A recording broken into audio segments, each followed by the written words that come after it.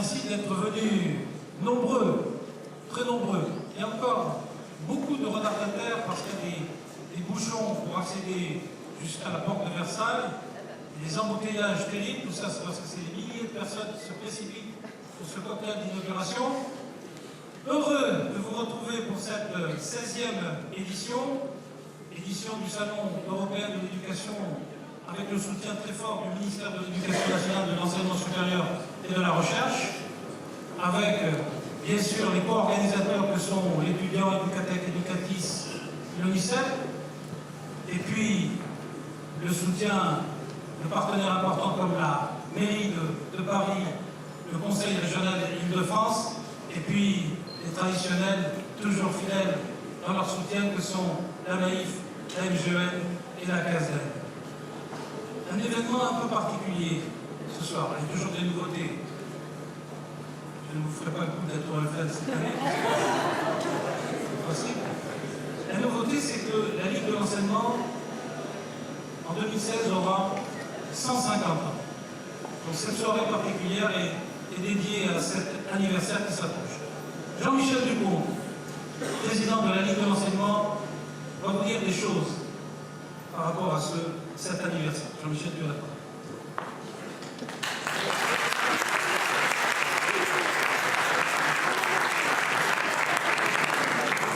Monsieur le Président, Mesdames, Messieurs, chers amis,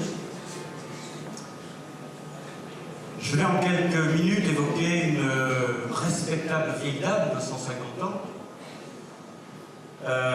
enfin presque, puisque c'est en 2016 que nous évoquerons la création de la Ligue de l'enseignement, mais qui a, me semble-t-il, l'avenir devant elle. Et qui, tout en épousant le présent et en préparant l'avenir, n'a cessé de se montrer fidèle aux raisons qui ont conduit Jean Massey, son fondateur, à lancer un appel à la fin de l'année 1866 en direction de tous ceux pour qui l'enseignement du peuple était la condition première de la compréhension et de l'usage des droits qui lui étaient accordés. Le projet de Jean Massey est né à la fois d'une épouvante et d'un constat. Épouvante paradoxale, qu'il évoque régulièrement, et qui est celle de la proclamation du suffrage universel, de l'instauration du suffrage universel en 1848. Et d'un constat corrélatif de l'épouvante, à savoir l'usage qui allait en être fait de ce suffrage universel par un peuple n'ayant pas une exacte mesure de ce qu'étaient les droits qui lui étaient à l'époque attribués, puisque le peuple de 1848 et de 1849 a voté pour un président bonapartiste souhaitant la restauration de l'Empire et pour une assemblée monarchiste souhaitant la restauration de la monarchie, et vous savez ce qui devait advenir de ce double choix, c'est le coup d'État du 2 décembre 1851. La maturation fut lente, puisque l'épouvante date de 1848. Le constat se termine en 1851, et c'est uniquement en 1866 que Jean Massey évoque la nécessité de mobiliser au service de l'éducation du peuple, de l'enseignement du peuple, pour reprendre la formule d'Edgar Quinet. En réalité, il a été un petit peu incité à l'engagement de cette démarche par nos amis belges, puisque c'est en 1864 que se constitua la Ligue belge de l'enseignement, l'initiative de Charles Bulls. Et Jean Massey fut d'abord membre de la Ligue belge de l'enseignement avant de devenir le fondateur de la Ligue française de l'enseignement. Il faut dire aussi que l'année 1866 est importante puisque c'est la période où le moment du desserrement de la contrainte, notamment en matière de liberté d'expression qui a été imposée par le régime de Second Empire. Alors ne me demandez pas de rappeler par le détail ce que fut l'histoire du mouvement.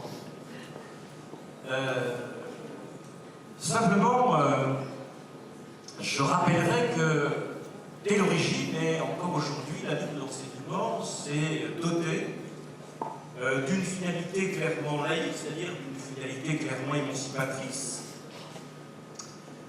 Et s'agissant de l'éducation, de l'instrument éducatif pour émanciper en même temps que pour créer les conditions d'un affranchissement de l'éducation et de la société, d'un tropisme réactionnaire, la Ligue de l'enseignement s'est constamment appuyée sur l'idée qu'il convenait de mettre en synergie des initiatives militantes d'un côté, et par ailleurs une capacité des pouvoirs publics à en assurer le relais. Plus tard, elle a voulu, sur un mode volontariste, se faire l'accompagnatrice d'un certain nombre de transformations sociales. Et à chaque fois que les forces progressistes pointaient le nez, ce fut assez rare en France, au balcon de l'activité gouvernementale, la Ligue de l'enseignement a été là pour servir, sinon de relais, du moins d'accompagnatrice des initiatives qui étaient prises. Je pense ici utile de rappeler le nom de Jean Zay, ministre de l'Instruction, de l'Éducation du Front populaire, et en même temps grand militant de la Ligue de l'enseignement, et dont on peut constater, à l'occasion du transfert de ses cendres au Panthéon dans quelques mois, que l'image qui a été la sienne de l'éducation est très largement éclairée par ce qu'ont été également ses engagements de militants de l'éducation populaire. Si notre activité est si large, alors je dis que je n'en dirai rien ou je n'entrerai pas en détail, mais en quelques mots, les vacances, le sport, le débat d'idées, les loisirs, le développement durable, toujours l'engagement laïque, c'est parce que, me semble-t-il, ce qui est socialement important ne nous a jamais semblé négligeable. Et c'est un petit peu ce qui constitue notre marque de fabrique. Alors nous allons évoquer ces 150 ans, et cette évocation sera ni solidaire, ni solitaire, ni nostalgique.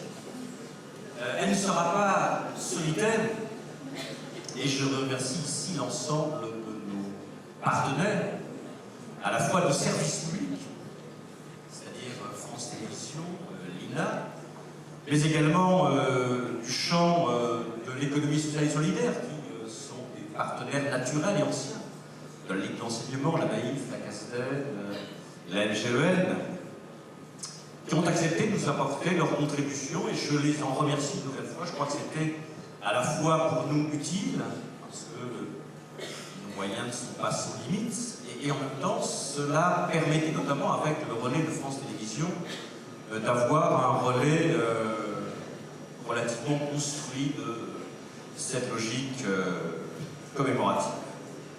Elle ne sera pas non plus nostalgique, la commémoration, et si nous créons les conditions pour nous souvenir, nous veillerons à ce que l'avenir que nous souhaitons reste éclairé par une conviction constamment émancipatrice. Nous avons trouvé que c'est long, 150 ans, pour ne pas avoir la conscience des dangers mortels que peut recéler l'effondrement d'une conviction démocratique et républicaine. Nous ne laisserons pas, marchand d'illusions, mes chers amis, le soin de nous dicter nos rêves. Et je le dirai une nouvelle fois, ce n'est pas parce que les temps sont aujourd'hui particulièrement difficiles qu'il conviendrait que nous congédions l'espérance. Ça a été en permanence le fondement même de la démarche de la vie d'enseignement. Elle a souvent eu un rôle déterminant dans la période difficile. Si les temps sont difficiles, je le rappelle, nous continuerons d'espérer et d'agir. Merci.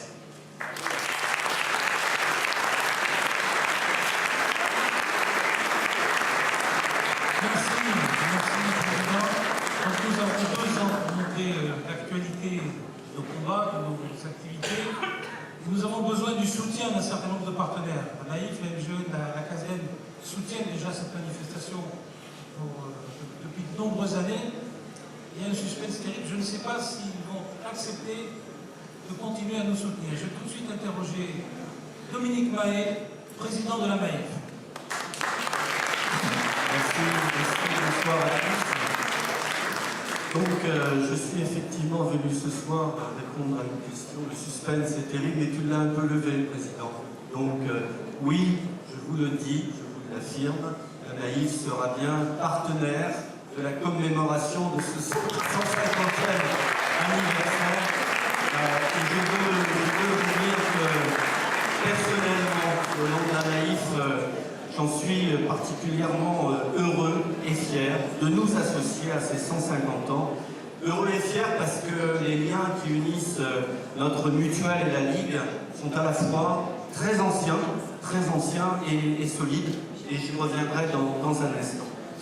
Moi, je voudrais d'abord vous dire que je suis convaincu que ce 150e anniversaire sera certainement un événement marquant à la fois dans les régions et au plan national.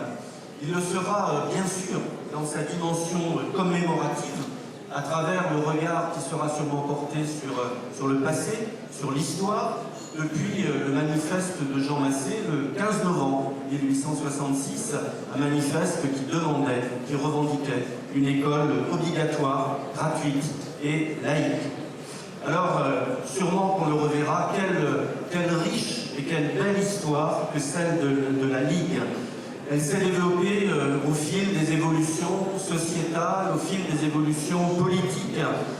Et puis, la Ligue, elle a traversé trois républiques, toujours fidèle à ses valeurs émancipatrices et ses valeurs de citoyenneté, et compris dans les périodes noires de notre histoire. Cet anniversaire, j'en suis sûr aussi, il sera davantage encore l'opportunité de se projeter vers l'avenir, d'affirmer combien les valeurs de laïcité, de solidarité, de respect de la personne, d'éducation à la citoyenneté, d'apprentissage du vivre ensemble, de rejet des discriminations, de quelque nature qu'elles soient, constitue véritablement pour notre avenir commun, pour notre société, un enjeu permanent, et puis, disons les choses, un combat aussi de pleine actualité. Alors, je l'effleurai tout à l'heure, pourquoi la Maïf partenaire de cet anniversaire? Comparé aux 150 ans de la Ligue, la Maïf a eu 80 ans cette année, donc c'est une Maïf adolescente en quelque sorte, et plus sérieusement, la Maïf porte en elle, nativement, comme on dit aujourd'hui, les mêmes valeurs. Et ce sont ces valeurs-là qui ont construit la mutuelle, ce sont elles que nous nous employons aujourd'hui, tous les jours, à faire vivre dans l'exercice de notre métier d'assureur. Dans notre métier et au-delà, parce que la Maïf a aussi vocation à environner notre métier premier d'une forte dimension sociétale, d'accès à l'éducation pour tous, de faciliter la connaissance en partage, de développer la prévention, l'apprentissage de la responsabilité, et bien tout ça, c'est tout un territoire en phase avec celui de l'éducation populaire. Et le sociétariat au Maïf aujourd'hui, on sait qu'il va bien au-delà du seul public enseignant, ou plus largement celui de l'éducation nationale, et on sait toute l'implication, j'en suis convaincu, de milliers de sociétaires dans le bénévolat, dans le monde associatif, et donc, naturellement, dans les associations adhérentes à la Ligue. C'est pas un hasard. C'est pas un hasard si la Maïf est le premier assureur du monde associatif dans les domaines du sport, de la culture, des loisirs, de l'éducation populaire. Et il est donc naturel aussi que nous soyons Maïf et Ligue de l'enseignement dans des relations assurantielles que nous nous employons à renforcer et à travailler aujourd'hui encore.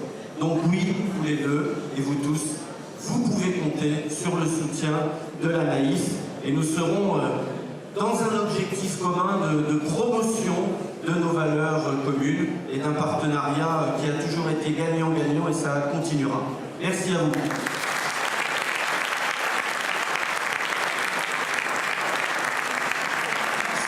Merci à l'assureur Éric. Maintenant, je vais donner la parole à à Éric Chenu, qui est le vice-président de la Mutuelle Générale de l'Éducation Nationale, la MGN. Thierry Baudet, malheureusement, est absent. Je te passe le micro. Merci, merci Jean-Marc. Bonjour à tous et à toutes. Bonjour Président. J'ai une question qui nous a été posée, donc je vais essayer en quelques minutes d'y répondre. MGN, Ligue de l'enseignement, depuis de nombreuses années, beaucoup de nos adhérents communs s'impliquent parce que tout simplement ce sont les mêmes. Une certaine idée de l'éducation populaire, une vision de la société partagée, des valeurs républicaines. La liberté de choix qui s'apprend, qui se conquiert, la liberté de son projet de vie, de son projet de formation, de son émancipation par le savoir. L'égalité, et on voit bien en ce moment avec toutes les attaques qu'on a pu vivre ces dernières années, avec les attaques contre l'abécédaire de l'égalité, contre toutes les tentatives pour sortir des carcans des représentations, l'égalité comme ferment de lutte contre toutes les formes de discrimination, au travers des actions que porte la Ligue de l'enseignement, le mouvement d'éducation populaire que vous incarnez, on se retrouve pleinement. La fraternité, bien évidemment, et la solidarité, tout simplement parce que ces valeurs consubstantielles de la République sont aussi consubstantielles du mouvement mutualiste. Nous les portons, nous les incarnons au quotidien pour apporter des réponses, pour renforcer ce vivre ensemble qui nous fait tant défaut et qui, en ce moment, mine un petit peu les fondements même de notre société. Donc, ce partenariat, depuis de nombreuses années avec vous, a du sens et a du sens plus que jamais. Et il nous semble donc, en prévision de votre 150e anniversaire, en 2016, qui correspondra aussi à notre 70e anniversaire, on est un tout petit peu plus jeune, mais la Ligue de l'enseignement ne fait vraiment pas son âge, parce que je la trouve bienveillante pour une dame de 150 ans. Eh bien, nous serons à vos côtés, donc je réponds également oui, parce que avec vous, nous sommes en capacité d'apporter des réponses à la jeunesse, des réponses à toute la société pour construire ensemble une société plus juste, une société laïque, démocratique, républicaine et humaine.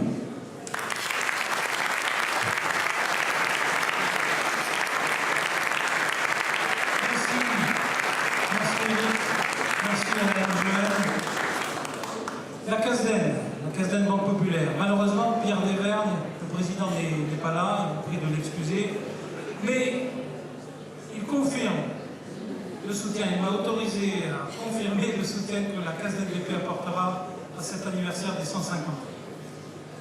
Maintenant, nous sommes fiers et honorés de la présence de la présidente de l'INA. Je vais tout de suite lui donner la parole. Venez dans le rond de lumière, Madame Sarr.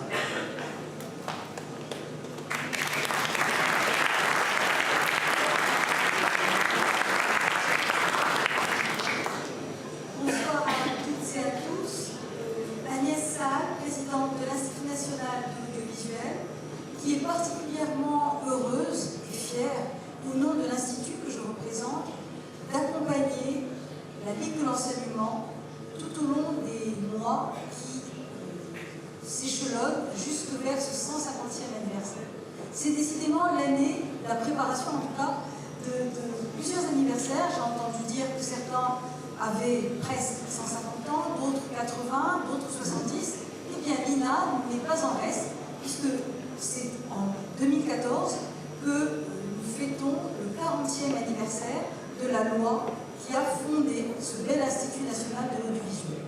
Alors, si je suis parmi vous aujourd'hui, aux côtés de mes amis de la Ligue de l'enseignement, c'est pour vous donner vous faire passer un certain nombre de messages. D'une part, vous rappeler que l'INA et la Ligue de l'enseignement partagent un grand nombre de valeurs communes. La valeur, bien sûr, des notions de service public. Le fait également que nous avons la farouche volonté de partager, de transmettre. L'INA, vous le savez, c'est le conservatoire de la mémoire audiovisuelle de la nation. 80 ans d'émissions de radio, 70 ans d'archives télévisuelles que nous sommes chargés à la fois de collecter, de conserver durablement et surtout de rendre accessible.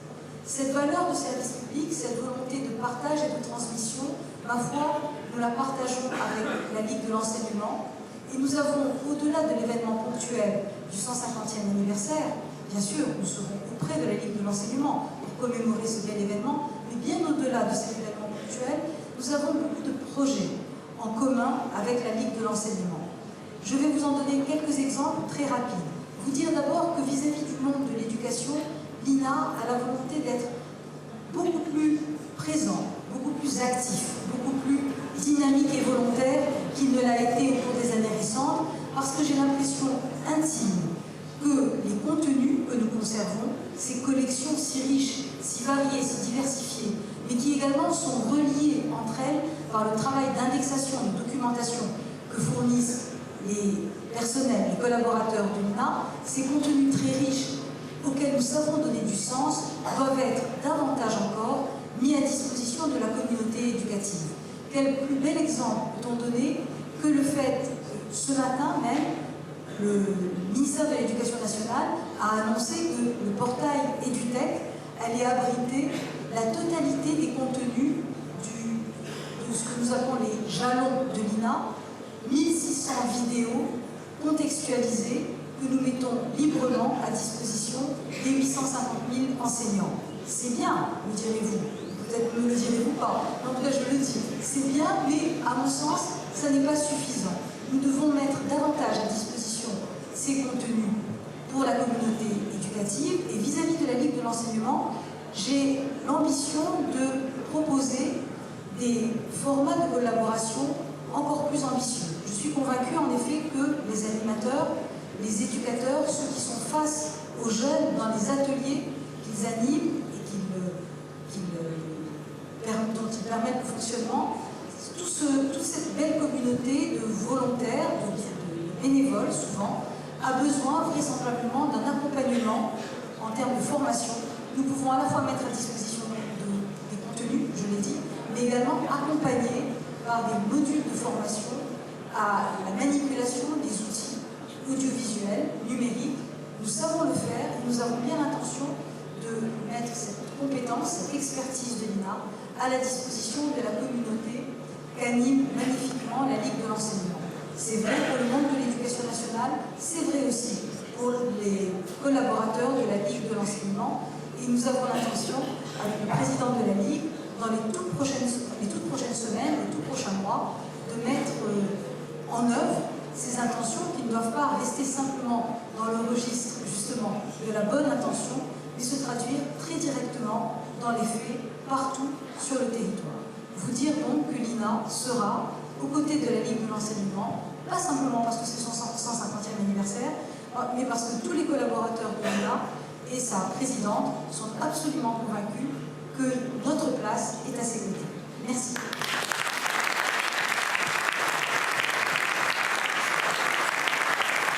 Merci. Nous sommes très heureux de ce partenariat, Madame Hassan. Maintenant, nous allons terminer avec un partenaire prestigieux. Nous sommes fiers et honorés d'avoir parmi nous la présence du président Fumelin, président de France Télévisions. Monsieur le Président.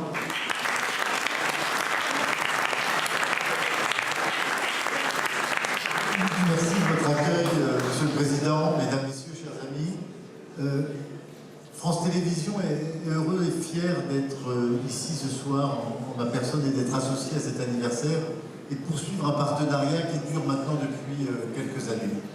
Nous poursuivons bien sûr à travers un certain nombre de manifestations sur nos antennes, un documentaire qui se prépare, le programme court, mais je dirais au-delà de cette question-là qui est la nature même de notre activité, je pense qu'aujourd'hui, plus que jamais, un grand service public audiovisuel doit pouvoir travailler la main dans la main avec votre Ligue de l'enseignement. Pourquoi? Parce que les défis qui sont devant nous sont des défis extrêmement importants concernant la vie de nos concitoyens et donc de la formation des citoyens de demain.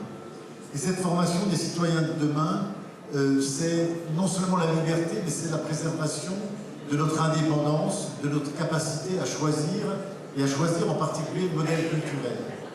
Et si l'audiovisuel public a un sens aujourd'hui, c'est parce qu'il développe une offre, et en termes d'information, et en termes de création, qui respecte les valeurs de la République, qui respecte notre histoire, qui respecte ce qui fait aujourd'hui notre bien commun. Et ce bien commun, évidemment, il faut d'abord que les plus jeunes, nos enfants, et de façon universelle, et c'est encore une chose qui nous rejoint, c'est l'universalité, le fait que chacun puisse avoir accès à cette culture, à cette formation, à cette éducation, que l'ensemble, donc l'universalité de nos concitoyens puisse se former, puisse demain agir en toute liberté et donc se déterminer. Et nous le faisons aussi parce que, vous savez, la grande différence entre le service public et une télévision privée commerciale, c'est que nous nous adressons à des citoyens et non pas à des consommateurs, et que nous nous adressons à l'ensemble, à l'intégralité de la population.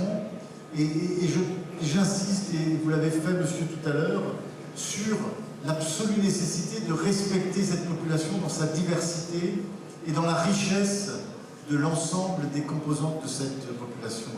Et c'est pour moi un des objectifs que j'ai fixé à la société France Télévisions, et pour ça je suis fier que nous ayons obtenu le label diversité l'année dernière, et que nous puissions, grâce à ça, continuer à travailler autour de ces valeurs qui, encore une fois, nécessairement doivent aujourd'hui être partagées par les plus jeunes. Alors nous allons installer un portail éducation nouveau dans les prochains mois, qui accompagnera donc votre marche vers 2016. Nous le ferons avec vous. Il doit permettre notamment d'avoir accès très facilement à tous les contenus qui participent de la formation, de l'éducation du citoyen, et donc demain de la meilleure façon de vivre ensemble. Voilà, tout cela donc fait que nous avons des raisons fondamentales de travailler avec vous. Et je suis très heureux ce soir de pouvoir être associé à cet événement qui lance en quelque sorte cette année de manifestation. Merci beaucoup.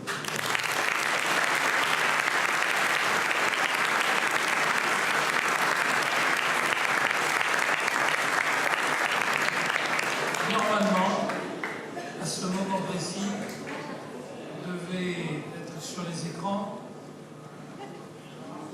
le petit spot que France Télévisions nous offre sur ses antennes en 2015.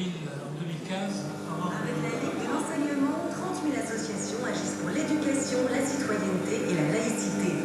Pour ses 150 ans, France Télévisions et l'INA s'engagent avec elle. Rejoignez-nous. Voilà, c'est court, mais c'est énorme. Merci, merci beaucoup.